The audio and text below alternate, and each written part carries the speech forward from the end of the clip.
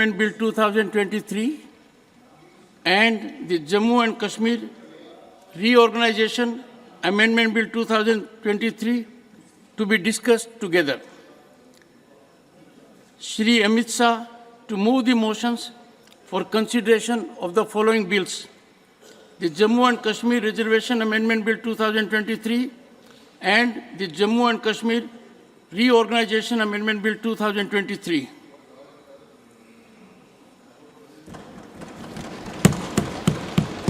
माननीय सभापति महोदय, मैं प्रस्ताव करता हूं कि जम्मू कश्मीर आरक्षण अधिनियम 2004 का और संशोधन करने वाले विधेयक पर लोकसभा द्वारा पारित रूप में विचार किया जाए और जम्मू कश्मीर पुनर्गठन अधिनियम 2019 का और संशोधन करने वाले विधेयक पर लोकसभा द्वारा पारित रूप में विचार किया जाए। संतूर, फेरन, कहवा, चिनार और शिकारा। संतूर, फेरन, कहवा, चिनार और शिकारा उन लफ्ज़ों में उभरा है सदा जहां में कश्मीर हमारा। कश्मीर हमारा है, हमारा था, हमारा है और हमारा रहेगा। This was our belief sir. मैं आपको आज जो सुप्रीम कोर्ट का जो महत्वपूर्ण जजमेंट हुआ है उस पर भी दो शब्द बोलना चाहूँगा। It is in consonance with what we always thought.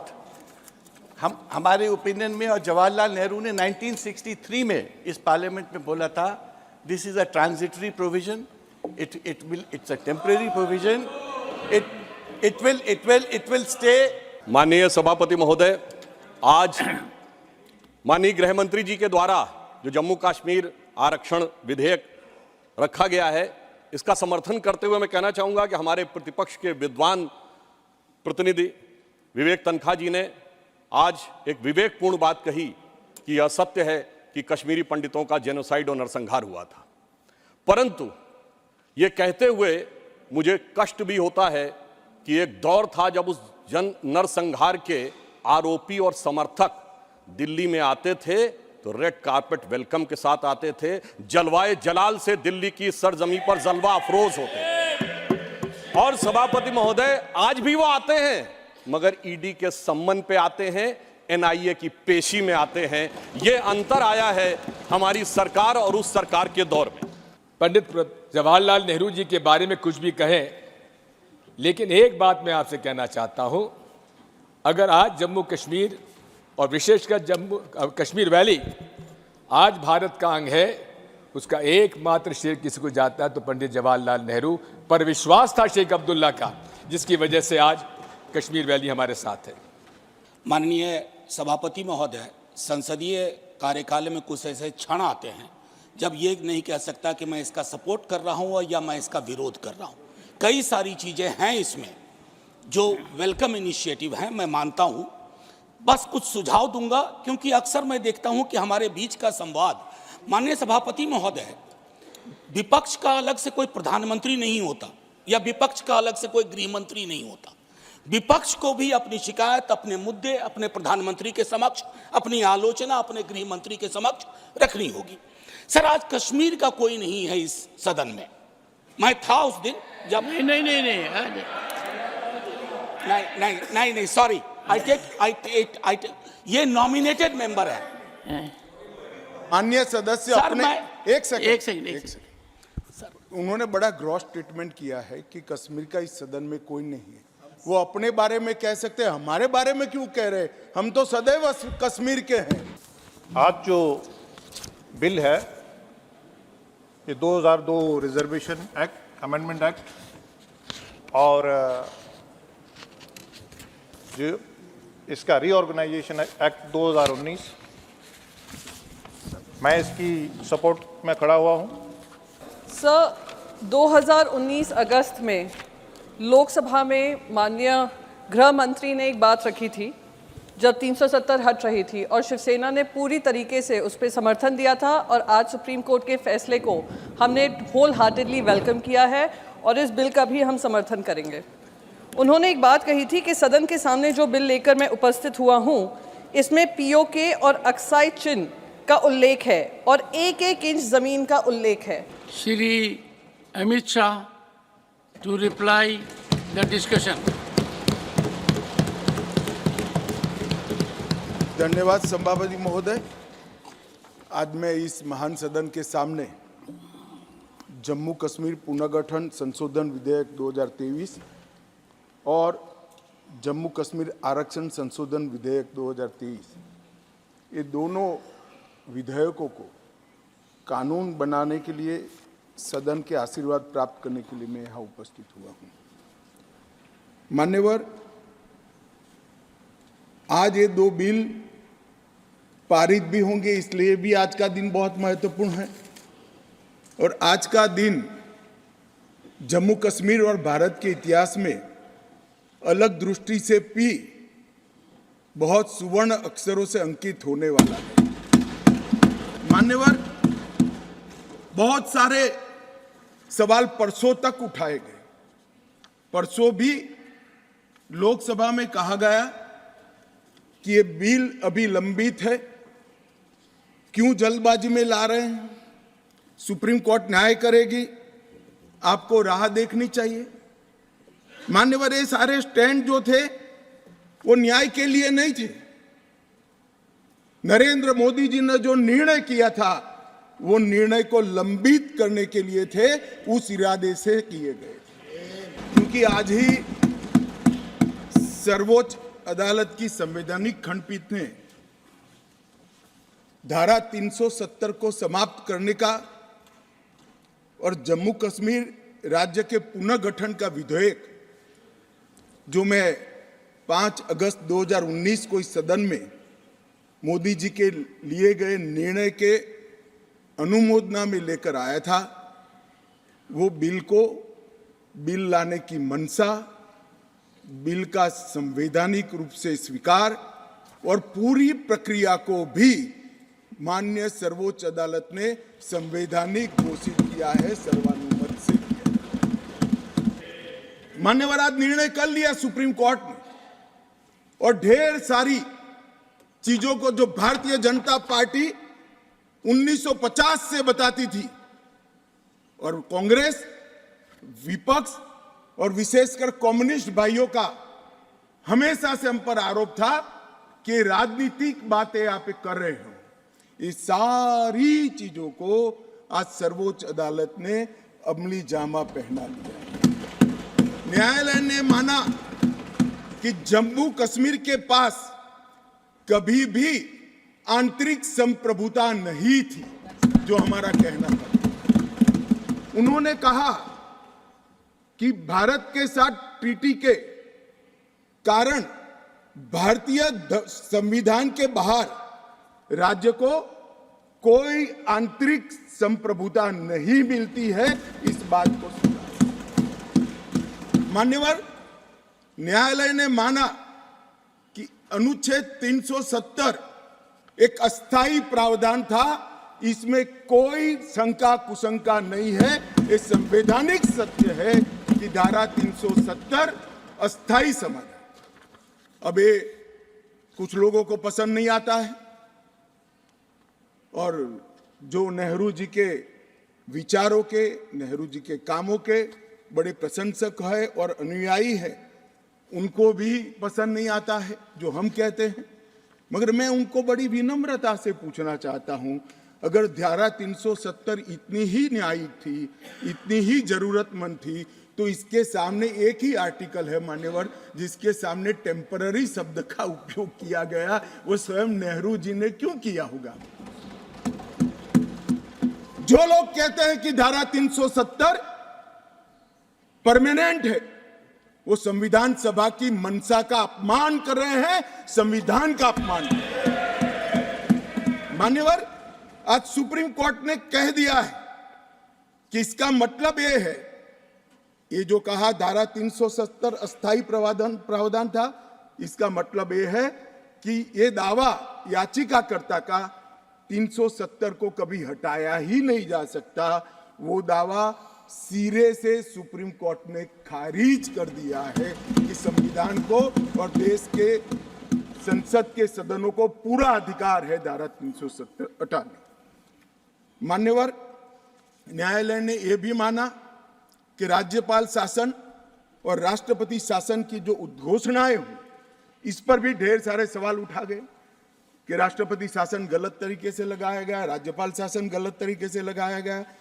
इन्होंने भी, सुप्रीम कोर्ट ने यह भी माना कि राज्यपाल शासन और राष्ट्रपति शासन की उद्घोषणाओं को चुनौती देना ठीक नहीं है, ये पूर्ण रूप से संवैधानिक प्रक्रिया के तहत। मान्यवर, अनुच्छेद 370(3) में जो प्रावधान है वो संविधान सभा ने ही तय किया है। जब टेम्पररी इस प्रोविजन को किया गया तब सवाल हुआ है कि टेम्पररी है तो हटेगा कैसे। तो धारा 373 के अंदर एक प्रावधान डाला गया कि संयोग से राष्ट्रपति महोदय धारा 370 में सुधार भी कर सकते हैं, इस पर रोक भी लगा सकते हैं और पूर्णतया संविधान के बाहर भी कर सकते हैं। राष्ट्रपति का जो आदेश था, तत्कालीन राष्ट्रपति का 5 अगस्त 2019 का आदेश सीओ था, इसके माध्यम से राष्ट्रपति जी को पूर्ण अधिकार है अनुच्छेद 370 का संचालन बंद करने का। ये भी आज सुप्रीम कोर्ट ने सर्वानुमत से होल्ड कर दिया है, उसको उस पर मोहर लगी। जवाहरलाल नेहरू जी का कश्मीर के लिए कंडक्ट और इस पर हमारा नजरिया थोड़ा तंग है। जहां तक तंग नजरिए का सवाल है साहब, देश की एक भी इंच जमीन का सवाल है, हमारा नजरिया तंग रहेगा, हम दिल बड़ा नहीं कर सकते। किसी को अधिकार नहीं है अपने बड़े हृदय को दिखाने के लिए देश का एक भूभाग देश से चला जाए और मूक दर्शक बनकर खड़े रह जाए, किसी को अधिकार नहीं। मैं आज फिर से कहता हूं, ये आरोप से मैं सहमत हूं, हमारा नजरिया तंग है। देश की एक इंच जमीन भी जाती है तो इसके लिए भारतीय जनता पार्टी का हर कार्यकर्ता सर्वोच्चता से संघर्ष करेगा, लड़ाई करेगा और लड़ेगा। हमें कोई इसमें शर्म की बात नहीं। मान्यवर, मैं कुछ बातें कहना चाहता हूं। बहुत कुछ कहा है, अभी कहा गया नेहरू के कारण कश्मीर यहां है, नेहरू जी के न होते तो शायद ये बिल ही नहीं आता और कश्मीर होता ही नहीं, इस तरह से कहा।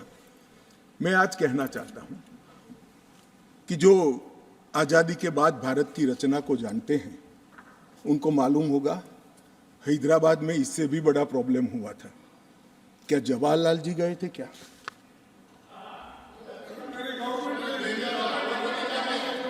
तो यहां गवर्नमेंट नहीं, यहां नेहरू। क्या कर रहे हो खड़गे जी, अभी भी वापस आओ।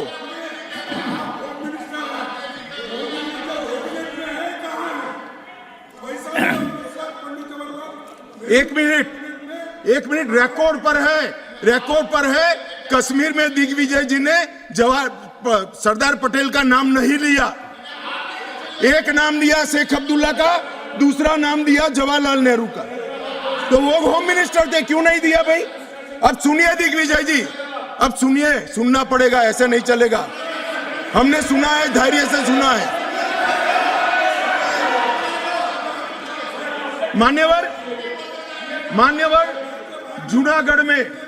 जूनागढ़ में क्या जवाहरलाल नेहरू गए थे? हैदराबाद में जवाहरलाल नेहरू गए थे? लक्षद्वीप में जवाहरलाल नेहरू गए थे? जोधपुर में जवाहरलाल नेहरू गए थे? जवाहरलाल नेहरू एक ही जगह काम देखते थे, जम्मू कश्मीर में, जिसको आधा छोड़कर आ गए। एक ही जगह देखते। मान्यवर, दूसरा, विलय लेट क्यों हुआ? सारे लोग जानते हैं साहब, इतिहास को 1000 फुट नीचे दफन कर दो, वो ऐसा बीज है जो वटवृक्ष बनकर सच्चाई बाहर आ जाती है। सब जानते हैं कि हमारा विलय इसलिए लेट हुआ कि महाराजा पर किसी एक व्यक्ति को विशेष स्थान देने का आग्रह था, शेख अब्दुल्ला को विशेष स्थान देने का आग्रह था। इसके कारण विलय लेट हुआ और पाकिस्तान को आक्रमण करने का मौका मिला। मैं आज ये पूछना चाहता हूं कि इतने सारे कठिन राज्यों का विलय हो गया, कहीं पर 370 क्यों नहीं है? क्यों नहीं है? ना जोधपुर में है, ना जूनागढ़ में है, ना हैदराबाद में है, ना लक्षद्वीप में है। क्यों 370 नहीं है? कि संवेदनशील हृदय के कारण 370 है। संवेदनशील हृदय। मान्यवर, कंडीशन किसने रखी, किसने स्वीकार की? इतिहास जवाब मांगता है, देश की जनता जवाब मांगती है, जवाब देना पड़ेगा, भाग नहीं सकते इतिहास से कोई। मान्यवर, सेना भेजने में देरी क्यों हुई? और ये कहते हैं कि इसके बाद भी देरी हुई है। मान्यवर, मैं जिस 2 बिल को लेकर आया हूं, वो 2 बिल एक प्रकार से सभी पार्टियों को मैंने सुना है, सर्वानुमत से बिल के तत्व को सबने समर्थन किया है। बिल का जो तत्व है, कंटेन है, इसका किया है। मुझे था कि विटराज खड़े हो जाएंगे कि हम अपोज में खड़े हैं, मगर मैं सभी पार्टियों को कहता हूं, तब ये तो काउंट करता हूं कि कम्युनिस्ट पार्टी कभी अच्छे काम का समर्थन नहीं कर सकती है, इसलिए सभी पार्टियों से मेरा मत बाकी दलों से। मान्यवर, कमजोर और वंचित वर्ग, ये जो नाम है, किसी भी नागरिक की डिग्निटी को बहुत हर्ट करने वाला नाम है, अंतर की गहराइयों तक दुख खड़ा करने वाला नाम है। और बहुत समय से था, आज प्रधानमंत्री जी ने एक जो फैसला लिया है, जिस फैसले को वास्तविक स्वरूप देने के लिए मैं आपके सामने उपस्थित हुआ हूं, इसमें कमजोर और वंचित वर्ग की जगह अन्य पिछड़ा वर्ग ये नाम जोड़ने का फैसला दिया है, जो संवैधानिक दम से संवैधानिक शब्द है। मान्यवर, दूसरा बिल जो है, वो दूसरा बिल जम्मू कश्मीर में सालों से अलग अलग प्रकार के विस्थापित हुए। मान्यवर, 80 के दशक से आतंकवाद की शुरुआत हुई, 89 से चरम सीमा पर पहुंचा। ढेर सारे कश्मीरी हिंदू, विशेषकर कश्मीरी पंडित और ढेर सारे सिख भाई घाटी छोड़कर पूरे देश भर में बिखर गए। जम्मू में गए, बेंगलुरु गए, गुजरात गए, दिल्ली गए, फरीदाबाद गए, देश भर में बिखरे। सभी राज्यों ने उनकी आवभगत भी की, सभी राज्यों ने उनको रिजर्वेशन भी दिया, कई राज्यों ने उनको नौकरी में प्रायोरिटी दी भी। कश्मीरियों को गले लगाने का काम पूरे देश ने किया है। पूरे मान्यवर, वो बिखरे और ऐसे बिखरे कि अपने ही देश में वो विस्थापित हो गए, निराश्रित हो गए। जिनके पास अरबों खरबों की संपत्ति थी, वो दर दर की ठोकरे खाने के लिए मजबूर हो गए। मान्यवर, उन लोगों को सम्मान देने के लिए, और ये आंकड़ा कोई छोटा मोटा आंकड़ा नहीं है, 46,631 परिवार जो रजिस्टर्ड है वो वहां से विस्थापित हुए हैं, और 1,57,967 लोगों ने हमारे बहुत प्रयास के बाद 19 के बाद हमने एक अभियान चलाया, हर शहर में जाकर एडवर्टाइज दिया है, ऑनलाइन रजिस्ट्रेशन हो गया है, और इतने लोग अब तक रजिस्टर्ड हुए। तनख्वाह साहब ने कहा कि बहुत सारे हैं, करना चाहिए। मैं तो उनको निमंत्रित करता हूं, तनख्वाह साहब आप जितने भी छूट गए इसकी सूची लाइए, आधी सेकंड में मैं रजिस्टर कर आपको एक्नॉलेजमेंट दूंगा। मान्यवर, ऑनलाइन प्रक्रिया है, और मैं आज इस महान सदन के माध्यम से देश भर में बिखरे पड़े कश्मीरी पंडित और अन्य विस्थापितों को कहना चाहता हूं, नरेंद्र मोदी सरकार आपको न्याय देने के लिए कमिटेड है। आप मुझे लिखिए, कश्मीर सरकार को लिखिए, किसी भी विज्ञ के बगैर आपका रजिस्ट्रेशन कर दिया जाएगा। आप मतदार भी बनोगे, चुनाव भी लड़ पाओगे, और जम्मू कश्मीर के अंदर आप मंत्री बनकर भी जा सकते हो। आपको पूरा मान्यवर, 3 युद्ध भी हुए, 1947 में और 48 में युद्ध हुआ।